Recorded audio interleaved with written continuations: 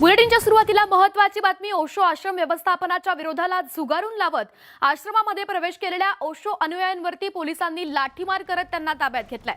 तर संन्याशी माला घालून प्रवेशास बंदी केल्यानंतर 150 ते तब्बल 200 ओशो अनुयायांनी व्यवस्थापनाला न जुमानता गेट उघडून आश्रमात प्रवेश केलाय। काहीही झालं तरी आश्रमात प्रवेश शुल्क न भरता संन्याशी माला घालून जाण्याचा निर्धार ओशो अनुयायांनी केलाय। तर पोलिसांनी वारंवार समजूत काढून सुद्धा अनुयायी मात्र आपल्या मागण्यांवरती ठाम होते।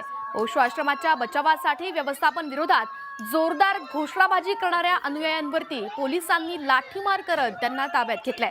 तर या लाठीमारात अनेक अनुयायी सुद्धा गंभीर जखमी झाले।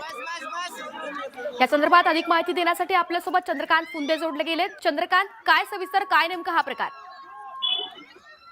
हा ओशो आश्रमातला वाद हा काही आजचा नाही, तो मुळात तो न्यायप्रविष्ट आहे। दोन्ही बाजूकडनं हायकोर्टात ते सगळी सुनावणी सुरू आहे, पण तरी हे बाकीचा जो विरोधी गट आहे व्यवस्थापनाविरोधातला ओशो आश्रमाचा, तो सातत्याने तिथे जाऊन नेहमी आत प्रवेश करण्याचा प्रयत्न करत असतो। कालही त्यांनी आंदोलन केलं, मग शेवटी प्रश्न काल एक दिवस समाधी दिवस होता ओशो रजनीश ओशोजींचा, म्हणून त्यांना काल एक दिवस एंट्री दिली। मग आजही पुन्हा ही सगळी मंडळी तिथे जाऊन घुसली, तिथं आंदोलन केलं, आज जाऊन त्यांनी गोंधळ घातला। म्हणून मग पोलिसांनी या सगळ्यांना बाहेर काढण्याचा प्रयत्न केला असता तेव्हा थोडी झटापट झाली, आणि या झटापटीमध्ये एक जण काहीतरी आहे, तो अनुयायी नाही असा पोलिसांचा दावा आहे।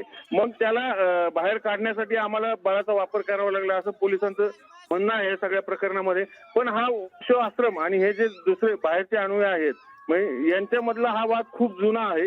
म्हणजे ओशो आश्रमावर ताबा कोणाचा असावा यातनं सगळी खरं तर न्यायालयीन लढाई ऑलरेडी सुरू आहे, पण प्रत्यक्ष हे बाहेरची मंडळी ही काय ऐकत नाहीत, आणि त्यातनं मग हे वारंवार वादाचं प्रकरण घडतं। धन्यवाद चंद्रकांत या सविस्तर माहितीसाठी।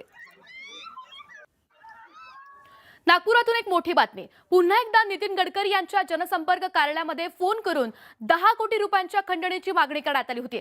खंडणी न दिल्यास जीवे मारण्याची धमकी सुद्धा देण्यात आली होती। या प्रकरणात आता एका तरुणीला मेंगलोर पोलिसांनी चौकशीसाठी ताब्यात घेतलंय। नागपूर पोलिसांची एक टीम तातडीनं बेळगावला रवाना झाली आहे। तर या प्रकरणात नागपुरातल्या धंतोली पोलीस स्टेशनमध्ये जीवे मारण्याची धमकी तसंच खंडणी प्रकरणात गुन्हा दाखल करण्यात आलाय।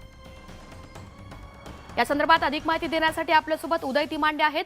उदय, गडकरी धमकी प्रकरणामध्ये हे वेगळं वळण लागलंय, यावरती काय?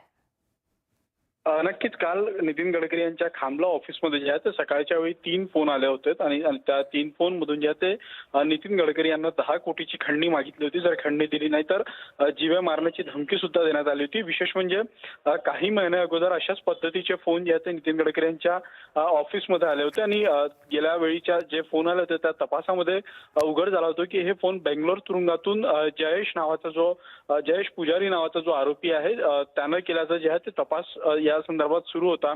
काल जो फोन आला होता त्या फोनमध्ये देखील जयेश पुजारा याचं जे आहे ते नाव घेण्यात आलं होतं। त्यामुळे काल ज्या नंबरवरनं फोन आले होते ते फोन पोलिसांनी ट्रेस केल्यानंतर ते फोन मेंगलोर मधून एका तरुणीच्या फोनवरून आल्याचं जे आहे ते निष्पन्न झालं होतं, आणि त्या तरुणीचा एक मित्र बेंगलोर तुरुंगामध्ये कैदी असल्याचं देखील समोर आलं होतं। त्यामुळे या सगळ्या प्रकरणाचा तपास जो आहे तो आता पोलिसांनी वेगाने करायला सुरुवात केली असून ज्या नंबरवरून तो फोन आला होता तो नंबर ज्या तरुणीचा, त्या तरुणीला देखील मेंगलोर पोलिसांनी ताब्यात घेतलेला आहे, आणि नागपूर पोलिसांचं एक पथक जे आहे ते बेंगलोरसाठी रवाना झालेलं आहे। त्यामुळे इथून पुढे या सगळ्या तपासाची चक्र जे आहे ते वेगाने फिरतील, कारण दुसऱ्यांदा गडकरी यांना जे आहे ते जीवे मारण्याची धमकी मिळाली होती। धन्यवाद उदय या सविस्तर माहितीसाठी।